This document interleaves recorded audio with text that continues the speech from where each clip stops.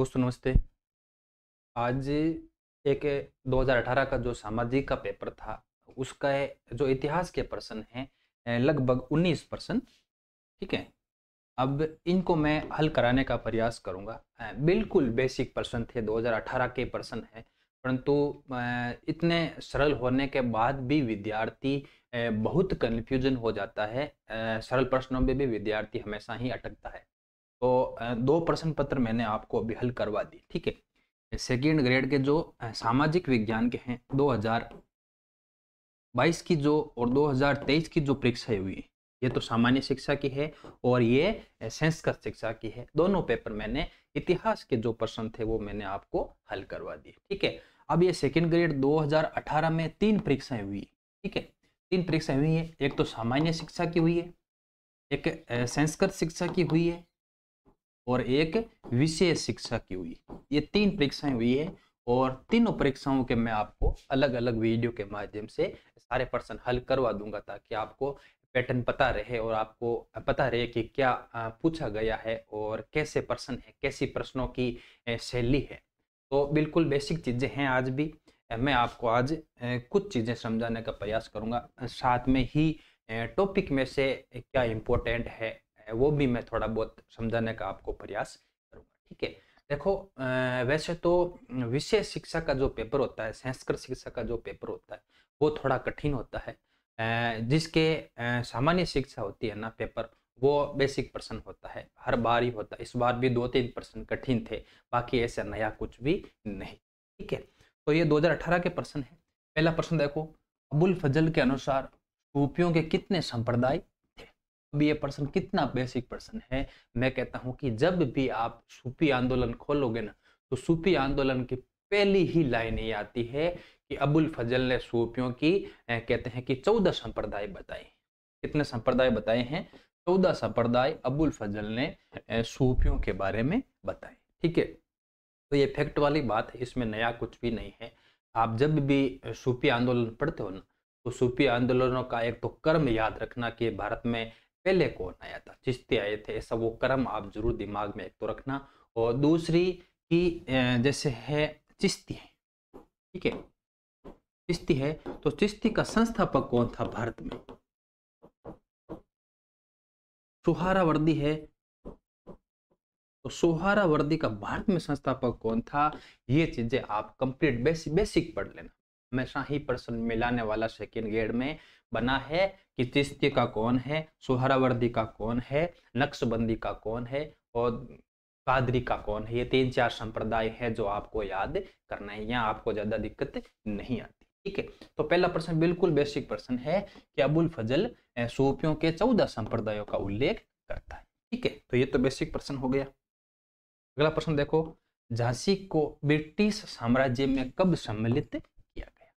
ये भी देखो, ये भी बेसिक प्रश्न है। हर बार हम पढ़ते हैं कि जब लॉर्ड डलहौजी आता है ना?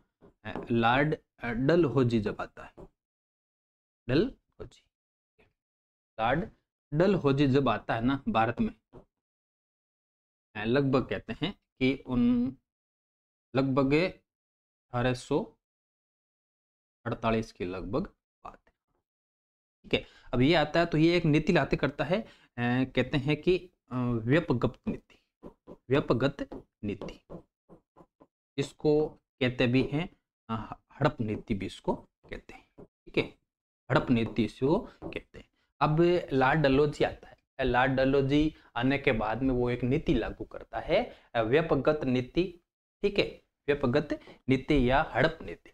इस नीति के द्वारा कहा गया कि जो राज्य कुशल रूप से संचालित नहीं हो रहे हैं, जिसका शासन सही नहीं चल रहा है, या फिर जैसे जैसे आरोप लगा के, प्रत्यारोप लगा के उनको हड़पना था, अपने साम्राज्य के अंदर शामिल करना था। तो लॉर्ड डलहौजी ये नीति लाया और सबसे पहले कहते हैं कि वो अवध को हड़प करता है। क्या करता है? अवध को 1848, ठीक है? 1848 में वो अवध को हड़प करता है। फिर कहते हैं कि बागाट, फिर संबलपुर, फिर कहते हैं कि उदयपुर, और फिर कहते हैं कि वो बागाट वाली बात है। फिर झांसी आती है, 1853 में झांसी आती है। तो ये चीजें आपको दिमाग में रखनी है। इसका क्रम जरूर आप याद रखना कि कौन से वर्ष किस राज्य को इसके अंदर शामिल किया गया। ठीक है, तो यहाँ झांसी का पूछ रहा है, तो झांसी का देखो किताबों में 56 भी मिलता है, परंतु वास्तविक उत्तर इसका 1853 ही मानना है। ठीक है, 1854 भी कहीं कहीं मिलता है, परंतु 54 तो ऑप्शन में है नहीं भाई। 54 में अगर ऑप्शन होता तो शायद यहाँ थोड़ी दिक्कत होती, परंतु 54 ऑप्शन में नहीं है, तो यहाँ उत्तर में कोई दिक्कत नहीं आनी चाहिए।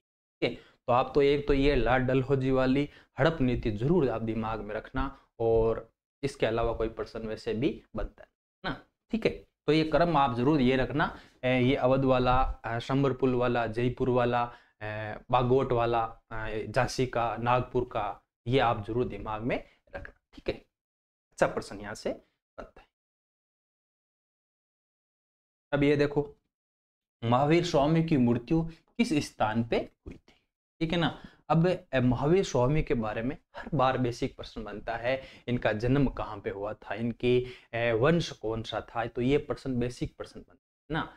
और इसके साथ में महावीर की जो शिक्षाएं थी और इसका जो दार्शनिक पक्ष था ना, इसका भी आप सेकेंड ग्रेड की तैयारी करते हो ना, तो इसकी जो दार्शनिक शिक्षा थी, इनकी जो दार्शनिक शिक्षा थी, दार्शनिक शिक्षा के बारे में कहते हैं कि वो पंचवरत जिसमें सत्य का इन्होंने जोड़ा था, तो वो चीजें आप दिमाग में रखना। महावीर स्वामी की मृत्यु का किस स्थान पे हुई है, ये प्रश्न पूछा। ठीक है ना। ये जब प्रश्न बना था तो उस समय वो थोड़ा टिपिकल प्रश्न बना था, क्योंकि विद्यार्थी इतना पढ़ते ही नहीं ना, तो बेसिक आप पढ़ा करो, ये सारी चीजें बेसिक है। अब इसमें नया क्या है, इसमें कठिन क्या, आप ये बताओ मुझे। ठीक है, तो महावीर स्वामी मृत्यु होती है पावा में, पावापुरी भी नाम मिलता है, पावापुरी। ठीक है, ये पावापुरी है मल्लों का राज्य। ठीक है ना, मल्लों का राज्य पावापुरी। ठीक है, तो मल्लों के राज्य पावापुरी में महावीर स्वामी की क्या होती है, मृत्यु होती है। तो ये बेसिक जानकारी भी आपको दिमाग में रखनी है ना। चौथा प्रश्न देखो, अब इससे सरल प्रश्न क्या होगा। तृतीय स्टेट ने फ्रांस में स्वयं को कब राष्ट्रीय असेंबली घोषित किया था? राष्ट्रीय कह सकते हो या कह सकते हो कि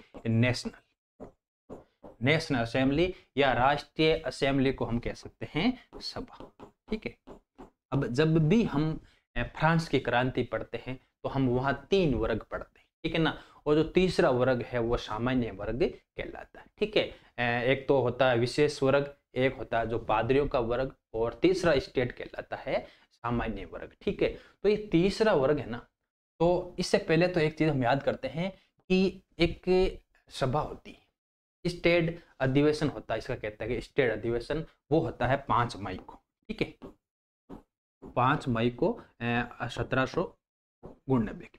ठीक है, तो ये प्रश्न बन सकते हैं, ये क्रम आप जरूर दिमाग में रखना। ये घटनाओं वाला, राष्ट्रीय सभा कब घोषित की, स्वयं को संविधान सभा कब घोषित की, ऐसा भी प्रश्न बन सकता है। और कहते हैं कि टेनिस कोर्ट की शपथ कब ली थी, ये तो ये आप ये घटनाक्रम जरूर याद रखना।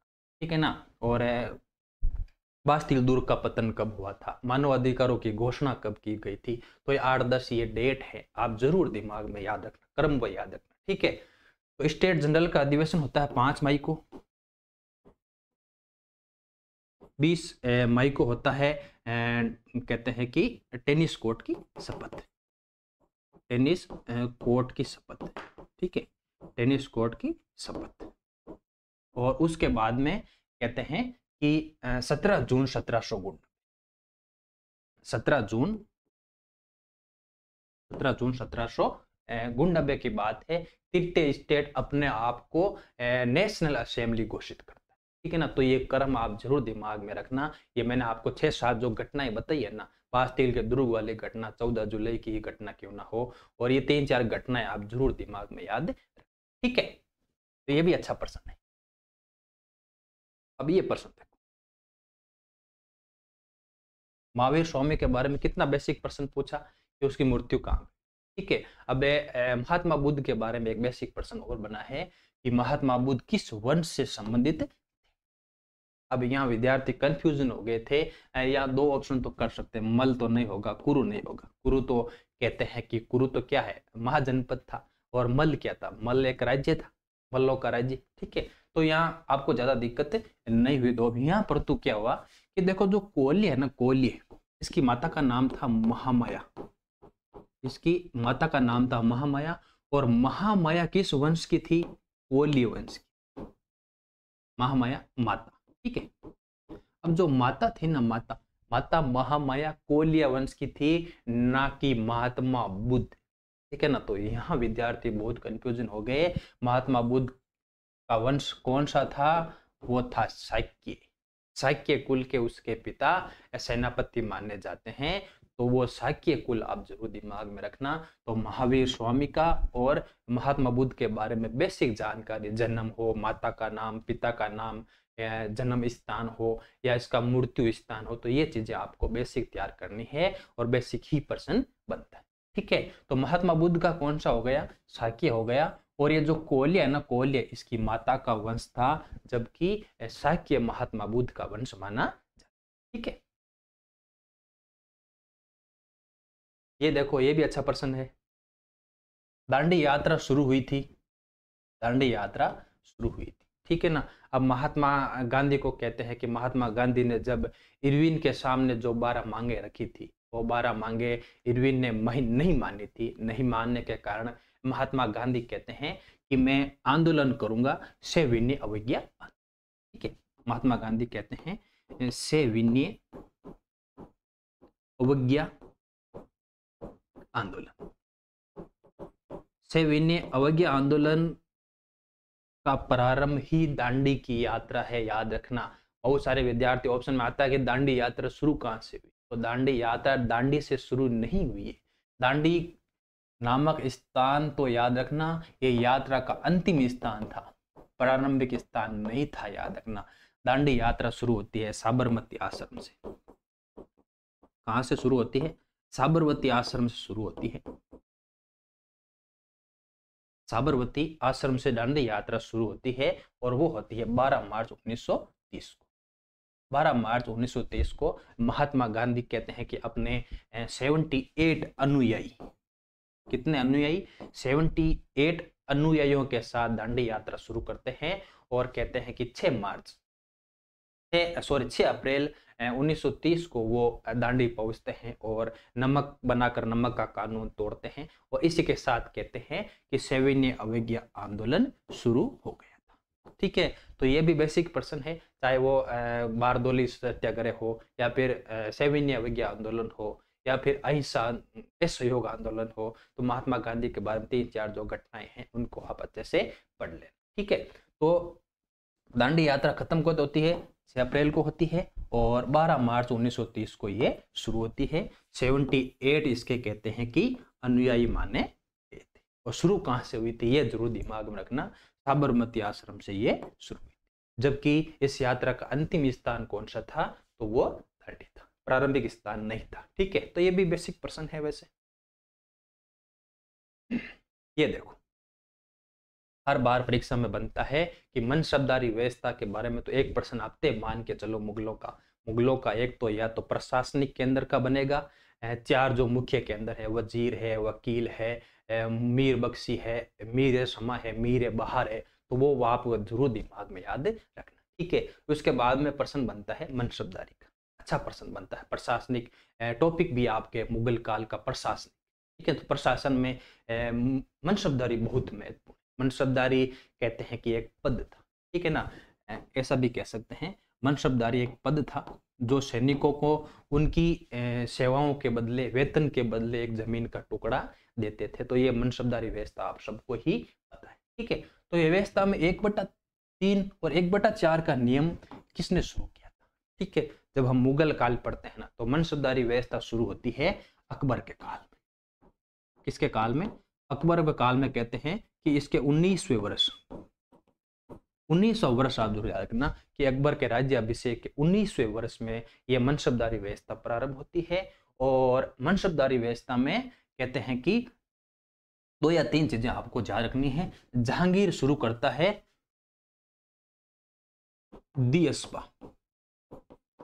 दियस्पा और तियस्पा। कहते हैं ना दूहे अस्पा और तीहे अस्पा, दू अस्पा और ती अस्पा वाला नियम लागू किसने किया था? वो आपने किया था जहांगीर ने। जबकि शाहजहां ने ये नियम लगाया था व्यवस्था में 1/2 और 1/3 और 1/4 सैनिकों के बारे में, हम सैनिकों की ये संख्या के बारे में, ठीक ना, 1/2, 1/3, 1/4 ये सैनिकों की संख्या के बारे में है। ये दू अस्पा या ती अस्पा, ये भी एक सैनिक के साथ 2 घोड़े, एक सैनिक के साथ 3 घोड़े, ये व्यवस्था वहां पर चलती थी। ठीक है, तो एक और याद रखना, मशरूत, मशरूत का पद, ठीक है। दू अस्पा और सी अस्पा याद रखना जहांगीर ने जोड़ा था। मनसबदारी में 1/3, 1/4 का नियम शाहजहां ने जोड़ा था। जबकि औरंगजेब ने एक पद जोड़ा था, याद रखना, वो मशरूत का पद था। ठीक है, तो ये 3 यार चीजें जरूर आप दिमाग में रखना। मनसबदारी के बारे में आप अच्छे से डिटेल से इस टॉपिक को पढ़ना, हर बार परीक्षा का प्रश्न बनता है या फिर कुछ भी प्रश्न पूछ ले तो आपको जरूर दिमाग में रखना। ठीक है, तो ये मशरूत वाला जरूर आप दिमाग में रखना। दू अस्पा और सी अस्पा जहांगीर ने जोड़ा था और 1/3, 1/4 का नियम शाहजहां ने इसको। ठीक है, अच्छा प्रश्न है ये, देखो बिल्कुल बेसिक प्रश्न कि कबीर के गुरु कौन थे? इससे सरल प्रश्न क्या होगा? रामानंद। सीधा बेसिक प्रश्न है कि कबीर के गुरु कौन थे? रामानंद कबीर के गुरु माने जाते। ठीक है, तो आप जब भी पढ़ते हो ना, ये हम कहते हैं कि भक्ति काल, आपके ये टॉपिक लगता है सोपी और भक्ति काल। भक्ति काल में भी आप स्पेशल ही महाराष्ट्र वाले, स्पेशल ही महाराष्ट्र वाले आप जरूर दिमाग में याद रखना। महाराष्ट्र वाले बहुत उपयोगी संत हैं, चाहे वो तुकाराम ही क्यों ना हो, चाहे फिर नामदेव ही क्यों ना हो, वो आप 3-4 जरूर वो दिमाग में रखना। यहाँ से प्रश्न आजकल अच्छे बनते हैं। ठीक है ना, तो महाराष्ट्र में जो भक्ति आंदोलन था वो जरूर दिमाग में याद रखना, आपको याद रखना। ठीक है, तो कबीर के गुरु रामानंद। ठीक है, अगला प्रश्न देखो, ये देखो विश्व वाला टॉपिक है, अमेरिका में स्वतंत्रता की घोषणा कब अंगीकृत की गई थी? ठीक है ना, ये अमेरिकी क्रांति का मैं मान के चलता हूँ कि सबसे बेसिक प्रश्न। ठीक है ना, जब हम प्रथम फिलाडेल्फिया सम्मेलन पढ़ते हैं, द्वितीय फिलाडेल्फिया सम्मेलन पढ़ते हैं, और द्वितीय फिलाडेल्फिया सम्मेलन में कहते हैं कि जॉर्ज वॉशिंगटन को अमेरिकी सेना का नेतृत्व प्रदान किया गया था। जब आप अमेरिकी क्रांति पढ़ते हो ना, तो अमेरिकी क्रांति की एक तो आप तो घटनाक्रम जरूर याद रखना। घटनाक्रम हर बार परीक्षा में बनता है। घटनाक्रम में स्पेशल ही युद्ध की घटना। ठीक है ना, ब्रेंडीवाइन का युद्ध कब हुआ, सार्टोगा का युद्ध कब हुआ, यॉर्कटाउन का युद्ध जो अंतिम युद्ध था जिसमें अमेरिकी सेना ने कॉर्नवालिस को पराजित किया था। यॉर्कटाउन के युद्ध में बाद में जो पेरिस की संधि होती है, पेरिस की संधि के तहत अमेरिका की जो 13 बस्तियां थी उनको स्वतंत्रता प्रदान की गई थी। तो वो आप एक घटनाक्रम, और घटनाक्रम में युद्ध बहुत उपयोगी। ठीक है ना, और दूसरी चीज है एक कहते हैं कि कर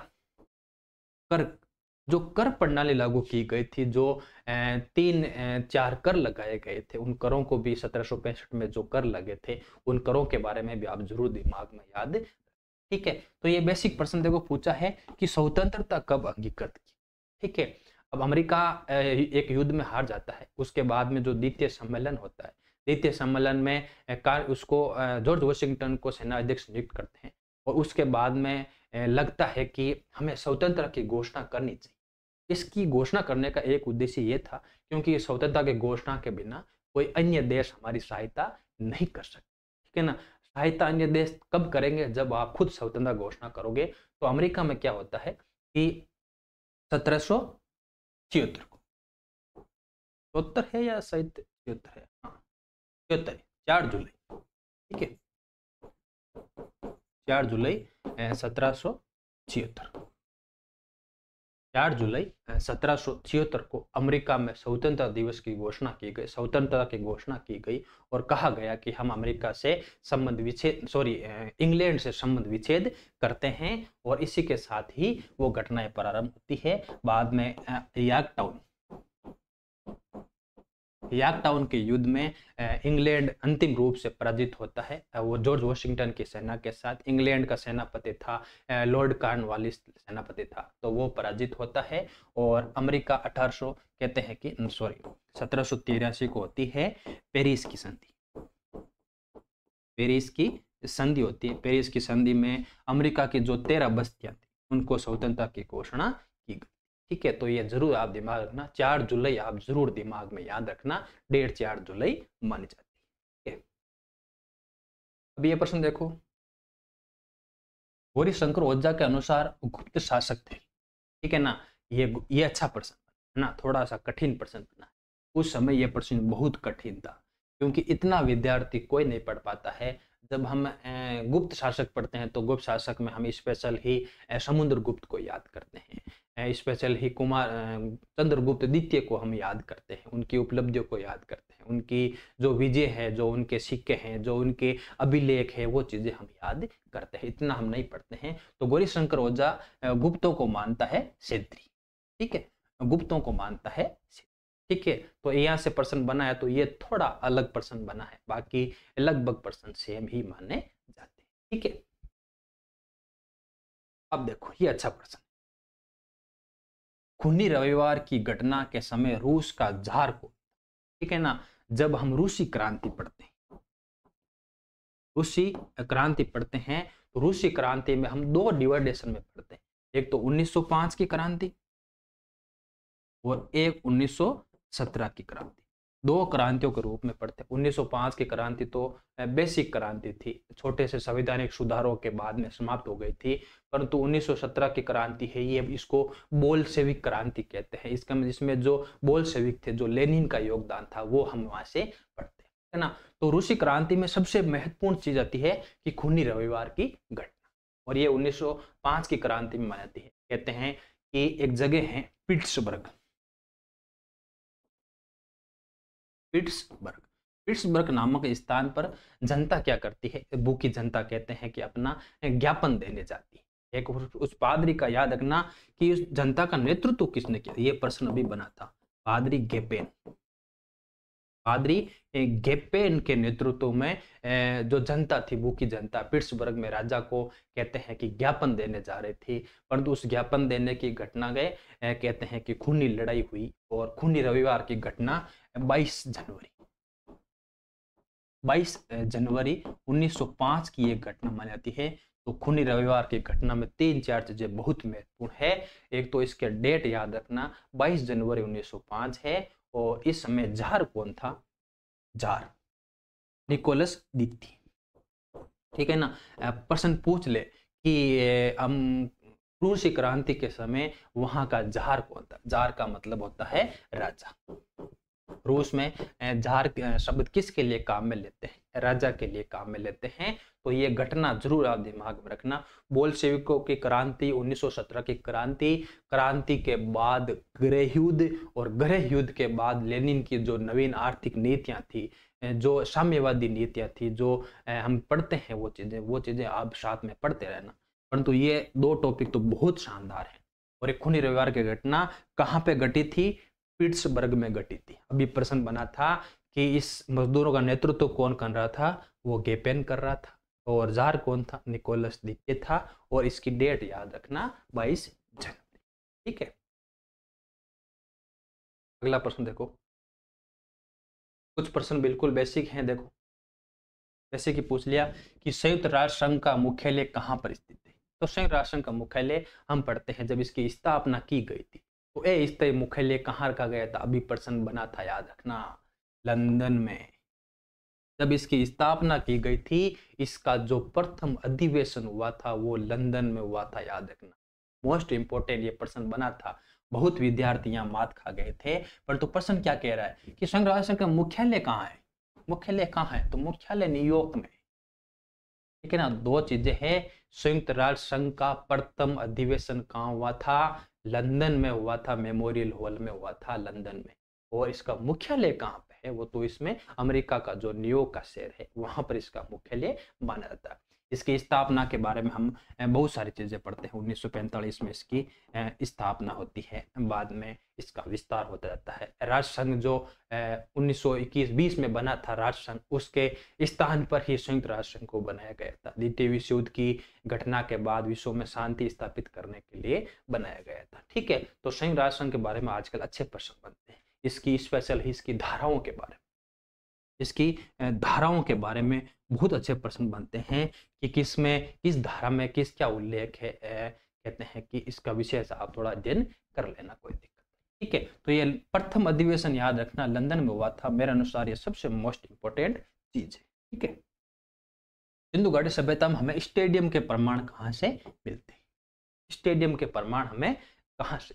स्टेडियम के प्रमाण हमें विशेष स्पेशल ही आपको ज्यादा नहीं करना कि धोलावीरा में हमें स्टेडियम के प्रमाण मिलते हैं। ठीक है, धोलावीरा में कहते हैं कि ये 3 भागों में बंटा हुआ शहर भी था। धोलावीरा के बारे में बहुत आप नहीं पढ़ते, ठीक है ना। जब आप सिंधु घाटी सभ्यता पढ़ते हो ना, तो सिंधु घाटी सभ्यता में 5 शहर आप मुख्यतः याद कर लेना। ठीक है, जहां मेरे तक प्रश्न बनता है, एक हड़प्पा, ठीक है, एक मोहनजोदड़ो, ठीक है, एक लोथल, ठीक है, और एक राखीगढ़ी, ठीक है, एक धोलावीरा। ये 5 स्थान आप जरूर दिमाग रखना। अगर कोई सेकंड ग्रेड या छोटी परीक्षा में प्रश्न बनता है ना, तो इन 5 टॉपिक में से बाहर नहीं जाता। हड़प्पा आप जरूर दिमाग रखना, जिसकी उत्खनन जो सामग्री है तुलनात्मक रूप से प्रश्न बनता है कि कौन सी सामग्री हड़प्पा स्थल से प्राप्त नहीं हुई है, तो आप जरूर दिमाग रखना। मोहनजोदड़ो की जो नर्तकी की मूर्ति है उसके बारे में अच्छा प्रश्न बनता है, और लोथल के बारे में भी प्रश्न बनता है, राखीगढ़ी के बनता है, धोलावीरा का स्टेडियम के बारे में प्रश्न बनता है। ठीक है ना, तो ये चीजें आपको दिमाग में रखनी। अब देखो ये नाम अच्छा है, यूनानी नाम एमित्रोचेटस किस मौर्य शासक के समानार्थी माना? ठीक है ना। हम जब पढ़ते हैं मौर्य काल पढ़ते हैं, तो मौर्य काल चंद्रगुप्त के बाद शासक बनता है, बिंदुसार शासक बनता है। हम ये चीज हमें पढ़ चुके हैं। तो बिंदुसार के लिए शब्द काम में लिया गया, ठीक है ना, एमित्रोचेटस। ठीक है, ये यूनानी नाम है एमित्रोचेटस, मतलब कि दुश्मनों का दुश्मन इसको भी कहा जाता है। ठीक है ना, तो ये शब्द हमें मिलता है, उसकी किताब है, मुझे याद नहीं आ रहा है, महाभाष्य। महाभाष्य में कहते हैं कि ये इसका नाम मिलता है। ठीक है, तो बिंदुसार के लिए ये शब्द काम में लिया गया था, एमित्रोचेटस। ठीक है, अच्छा प्रश्न है। और समुद्र इसके चंद्रगुप्त के बारे में भी 3 या 4 सेंड्राकोटस, एंड्राकोप्टस, वो 4-5 नाम मिलते हैं, तो वो भी आप जरूर दिमाग में। ठीक है, इबादत खाना की स्थापना किस वर्ष हुई थी?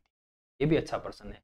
जब हम मुगल काल पढ़ते हैं ना, तो अकबर सबसे बड़ा टॉपिक मानते हैं। तो अकबर के काल की जो घटनाएं क्रम है याद जरूर रखना। जजिया कर की समाप्ति से लेके ठेठ 1582-83 तक की घटनाएं जरूर याद रखना, 1562 से। ठीक है ना, कहते हैं कि यात्रा कर को समाप्त किया। ठीक है, इसके बाद में बहुत सारी घटनाएं आती है। फिर घटना आती है 1575 की। 1575 की घटना आती है, इबादत खाना शुरू करता है। ठीक है, अब इबादत खाना था क्या, किसने शुरू किया था? ये याद रखना, ये अकबर ने शुरू किया। ठीक है, इबादत खाना की शुरुआत अकबर ने की थी। और अकबर इबादत खाना में कहता है कि दार्शनिक बातों पर चर्चाएं, सभी धर्मों के धर्म गुरुओं को बुला के जो दार्शनिक चर्चाएं होती, द्वितीय देतुवाद की जो चर्चाएं होती थी, वो चर्चाएं शुरू करता था। तो शुरू कब हुआ था? 1575 में शुरू होता है। और कहते हैं कि 1579 में इसको सभी धर्मों के लिए खोल देते, सभी धर्मों के लिए खोल देते। ये प्रश्न अच्छा बन सकता है कि इबादत खाने को सभी धर्मों के लिए कब खोला गया था? तो 1579 को आपको ये डेट जरूर याद रखनी है। और इसको पूर्ण रूप से बंद कब कर दिया गया था? 1582 में इसको पूर्ण रूप से बंद कर दिया। ठीक है, तो इबादत खाना में एक तो याद रखनी है, इसमें दार्शनिक बातों पे चर्चाएं होती थी। और एक सबसे इंपॉर्टेंट चीज कोई प्रश्न बन सकता है, तो इबादत खाने में याद रखना, बौद्ध धर्म ने भाग नहीं लिया था। याद रखना, भाग नहीं लिया था। इसमें ईसाई भी थे, जैन भी थे, सभी धर्मों के लोग जो धर्म गुरु थे वो शामिल थे, परंतु बौद्ध धर्म के व्यक्ति इसमें शामिल नहीं थे। तो ये प्रश्न अच्छा बन सकता है। ठीक है, तो इबादत खाने में 5 चीजें महत्वपूर्ण हो गई कि शुरुआत किसने की? अकबर ने की थी। और इसकी डेट 1575। ठीक है, और सभी धर्मों के लिए खोला था। तो ये भी डेट आपको दिमाग में रखनी है कि 1569 में इसको सभी धर्मों के लिए खोल दिया था। और एक और प्रश्न कहता है कि इसको पूर्ण रूप से बंद कब कर दिया गया, तो 1582 में इसको पूर्ण रूप से बंद कर दिया।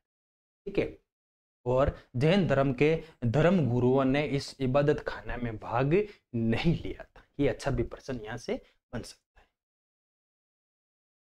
अब एक प्रश्न ये देखो, मुगल शहर सूरत को शिवाजी ने किस वर्ष लूटा था? ठीक है ना, ये तो बिल्कुल बेसिक प्रश्न है, परंतु जब हम शिवाजी पढ़े ना, शिवाजी हम पढ़ते हैं तो शिवाजी की जो विजय अभियान थी, शिवाजी के बारे में दो प्रश्न अच्छे बनते हैं। एक तो उसके विजय अभियान, ठीक है, और एक उसकी है अष्टप्रधान, अष्टप्रधान।